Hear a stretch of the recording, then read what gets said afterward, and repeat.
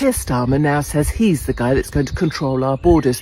The same Keir Starmer that decriminalised illegal immigration, has prioritised illegals over our own good people, has thrown them into hotels and generally prioritised them for housing as well, and wanted to make sure that anyone who spoke out against illegal immigration was called far right and put in prison. But now suddenly he's all for it.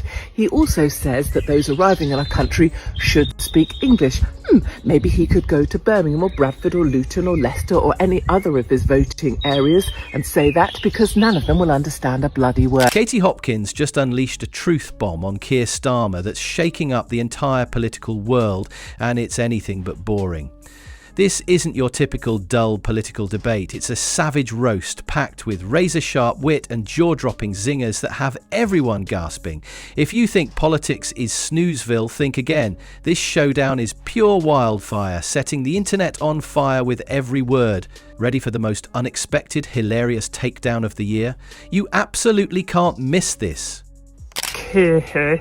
My director of strategy, who's a right ginger, has said that I should explain our new policy on migration very simply. So before, we loved illegals. We couldn't get enough of illegals. Illegals, come, welcome. I helped bring them in. I put them in hotels.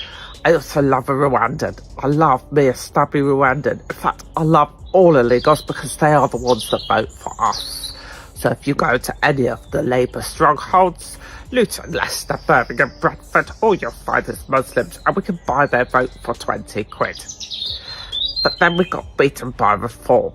So now we say, we cannot stand illegals. We are the ones that will control the border. You can trust us. We will stop them coming. Keir Starmer, the man who somehow manages to look both confused and exhausted simultaneously, as if he just woke up in a library he didn't remember entering, just received a political wedgie of epic proportions, courtesy of none other than Katie Hopkins.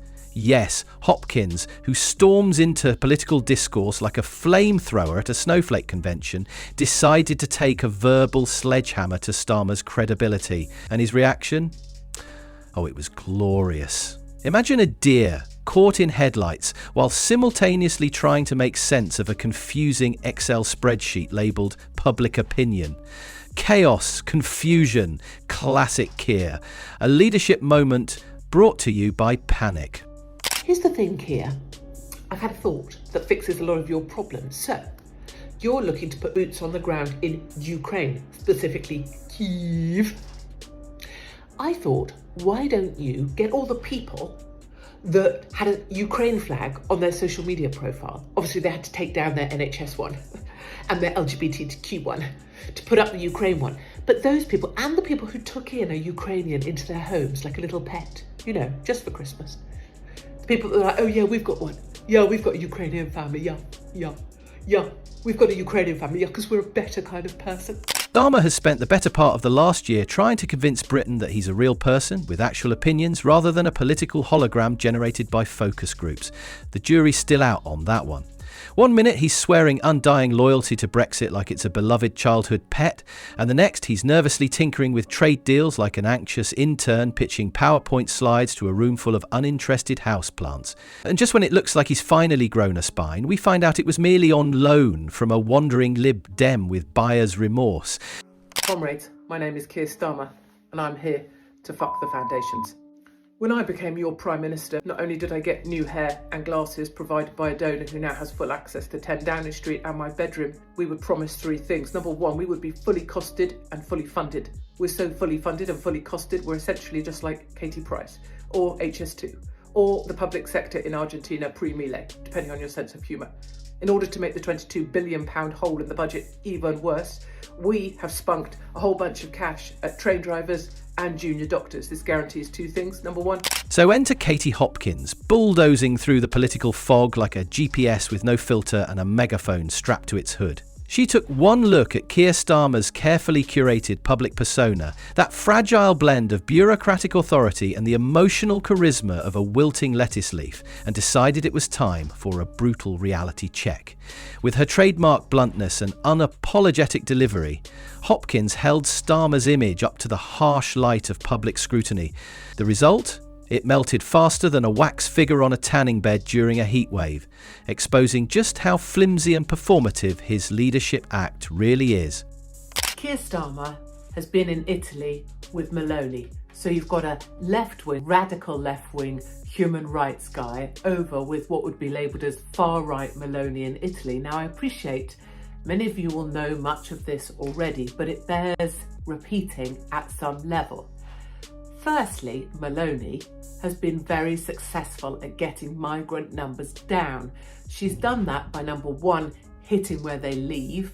So Tunisia, Egypt, Libya, she's making deals with those guys to stop the boats.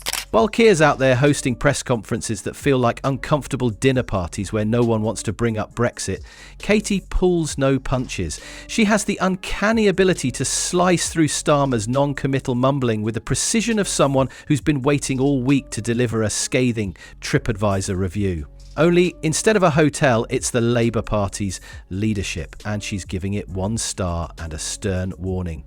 And let's talk about his economic vision, if you can call squinting into the void and hoping it looks like a policy a vision. Starmer spent months trailing behind the Conservatives like a confused dog at Crufts, sniffing around their fiscal policies and occasionally barking something about responsibility. Meanwhile, Katie came along and said, "What exactly are you responsible for, Keir, other than turning Labour into a political..." Keir Starmer having an affair with his voice coach. I know, dog. I know. Disbelief. I mean, I think we all have some questions, don't we? Question 1. Why do guys always have affairs with people that look exactly like the wife they already had?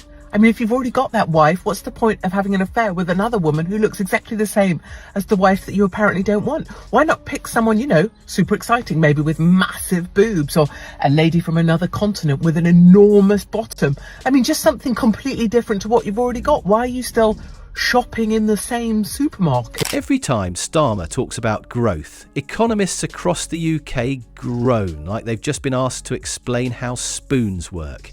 His strategy appears to be hoping the economy grows out of sheer boredom. Productivity, innovation, investment. He's got a spreadsheet for everything except actual plans. It's like watching someone try to start a car with a spoon. They're enthusiastic, but tragically under-equipped. Then there's the small matter of immigration. Starmer has been playing hopscotch on this topic like he's dodging invisible landmines. He's simultaneously trying to please the left, appease the right, and confuse everyone in between. The end result? A policy position that makes lukewarm porridge seem bold. Katie unsurprisingly called this out with the subtlety of a flying brick, wondering aloud whether Keir's plan was to install revolving doors at the border, just to keep everyone equally unsatisfied.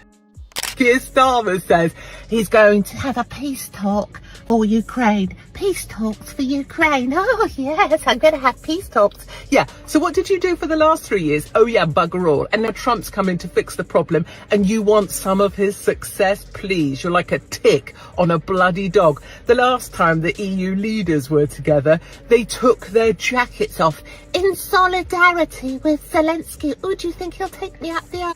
We've never seen anything this gay since the last time, I don't know, And you can't ignore his painfully rehearsed speeches. Every time he delivers a line, it's like watching a malfunctioning Siri read a press release. You get the feeling he rehearses in front of a mirror, then apologises to the mirror for wasting its time. His charisma sits somewhere between an expired battery and a polite sneeze. Katie Hopkins saw this and decided to become the brutally honest theatre critic to his one-man performance of Keir, a memoir in monotone. She's out there asking the tough questions, like why Starmer keeps mistaking caution for leadership, or why he thinks answering every question with "we'll look into it" is a strategy and not just a political shrug in a suit. Starmer's stance on law and order is another gem. He talks tough, tough, in the same way a toddler talks tough about broccoli. But his track record as Director of Public Prosecutions is filled with more footnotes than action. And when Katie points this out, it's not with some dense policy argument. No, she cuts straight to the chase. If Keir's brand is safety and stability, then where's the evidence? All we've seen is more promises than a gym membership in January. Do I think Starmer has seen Angela's Furburger? Oh no. I believe, personally, my personal opinion is that Keir Starmer's gay. He seems gay to me. My gaydar goes off but in a bad way, not a good gay, like a gay, like a Macron gay, a Trudeau gay, shady little bastard gay. So I would say Keir Starmer's gay. Yeah, that would be my personal opinion. And undoubtedly what will happen now is Channel 4 News, as happened this week, will be given advance warning in order to come with the West Midlands police force, because they're big supporters of mine. And don't get us started on Starmer's recent pledge to deliver for working people. This from a man who probably thinks Working People is a new Netflix drama. His version of Relatable is popping into Greggs for a sausage roll and acting like it's field work. Katie rightly mocked this as the political equivalent of putting on a high-vis vest and pretending to understand forklift training. Meanwhile, Starmer's leadership style is so risk-averse, it's practically a yoga pose. Every time an issue comes up, NHS strikes, rail strikes, climate policy, he holds his breath like he's playing hide-and-seek with his own opinion.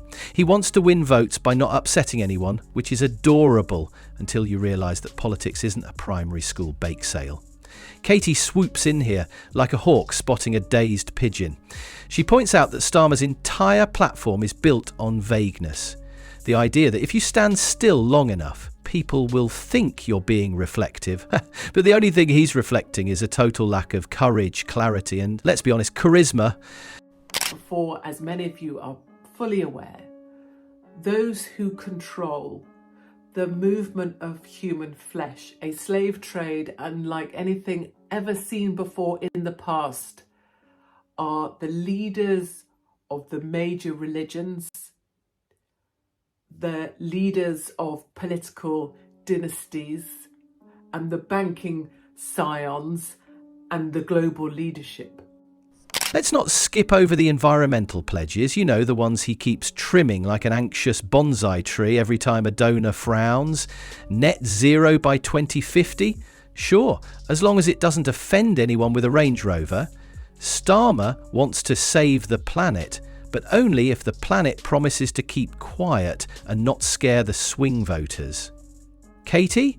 She called this what it is. Political window dressing. It's like putting fairy lights on a sinking ship, she quips, metaphorically tossing Starmer's green policies into the recycling tin, where they probably belong. You can almost hear Keir quietly deleting his wind farm budget as she speaks. And just when you think Starmer couldn't get more beige, you remember his stance on education. He says he wants opportunity for all, which is sweet, except no one knows what that actually means. More tests, fewer teachers, free pencils. The only concrete thing he's done is manage to make everyone, including teachers, students and parents, feel equally ignored. So the deals aren't go stop the boats. The deals are, if you stop the boats, we're going to invest in you. So investments in trade, investments in deals, in infrastructure or whatever. So she's funding development of those countries in order for them to work with her and stop the damn boats. And she's done brilliantly well. Numbers are down by about 65%, which, you know, historically when I was there on the shores of southern Italy was an absolute flood. The other thing she's done in a two-pronged attack is to offshore migrants. So if they arrive from a safe country, they are immediately offshored in Albania. She's moving them to Albania. Katie, never one to miss a chance, branded this perfectly. It's the political equivalent of assigning homework to a ghost. She's not wrong. Starmer talks about levelling up education while quietly watching the ladder get removed. Now, if you thought Keir's domestic game was shaky, his international flair is even more exciting, like watching someone try to salsa dance while reading a book on cautious diplomacy. His big foreign policy moves usually involve nodding solemnly and saying things like international norms while avoiding any actual opinions on anything that might require him to, choose a side. Katie practically rolled her eyes into another dimension. Is this the leader of the opposition or a spokesperson for a travel insurance company? She wondered aloud. And frankly, it's hard to tell the difference. And the integrity card, Starmer plays it like it's his personal get-out-of-criticism-free pass. He's the serious one, the grown-up, the man with gravitas, except when challenged. He turns into a malfunctioning printer, spitting out pre-programmed statements while refusing to actually address the question. Integrity isn't the same as inactivity, but don't tell Keir that. He might draft a committee to investigate your tone. If you've already got Sainsbury's, why are you going back there? Second up, if you're a voice coach and you're going to have an affair, why would you choose Keir Starmer? Why would you make that your hill to die on? That's your entire professional reputation. I mean, sure, if it was like Richard E. Grant or, Hugh Grant, or actually Grant Mitchell for that matter, somebody good at speaking, why would you end your professional days on a guy that sounds like he's breathing through a tube and doesn't have a nose? I mean, that's before we go into any of the other questions about why you'd want to have sex with a guy that dull. Katie bulldozed that too. You can't be Mr. Integrity while dodging more questions than a celebrity on a reality show. Starmer's entire act is like the political version of standing at a bus stop holding a briefcase full of maybe. To wrap this glorious dissection, let's not forget Starmer's favourite phrase, change. He's obsessed with it. He wants to deliver it, drive it, define it. Except, fun twist, he never actually tells us what he wants to change into. At this point, he's just a blank screen waiting for a PowerPoint to be projected onto him. Katie naturally turned this inside out. If change had a face, it wouldn't be Keir Starmer's.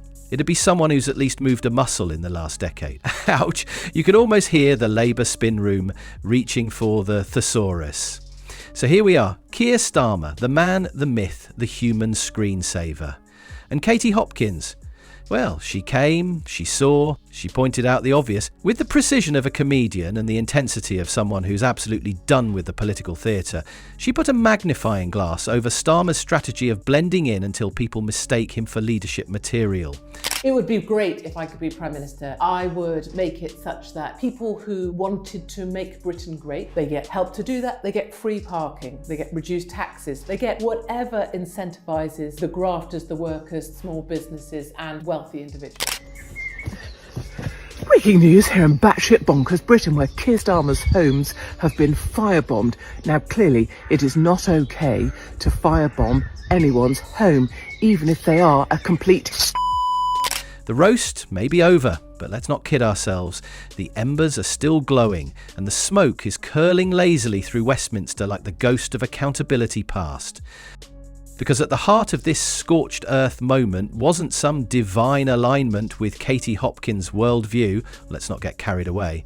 It was the sheer audacious brilliance of someone finally stepping into the polite passive fog of British politics and asking the one question that's been burning a hole in the nation's collective brain.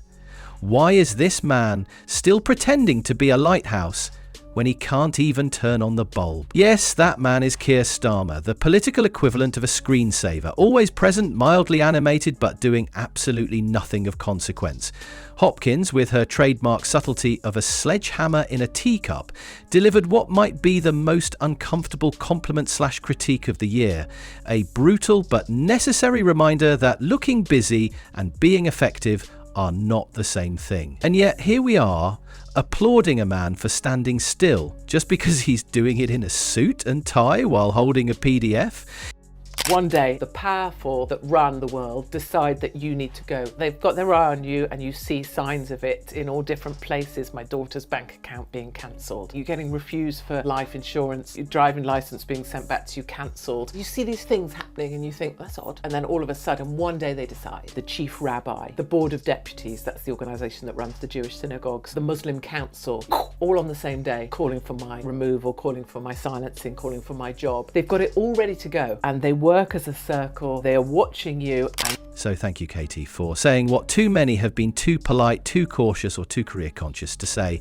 Is Keir Starmer actually leading, or is he just really good at pretending not to be completely lost? Because at the end of the day, Britain doesn't need another glorified PowerPoint in human form.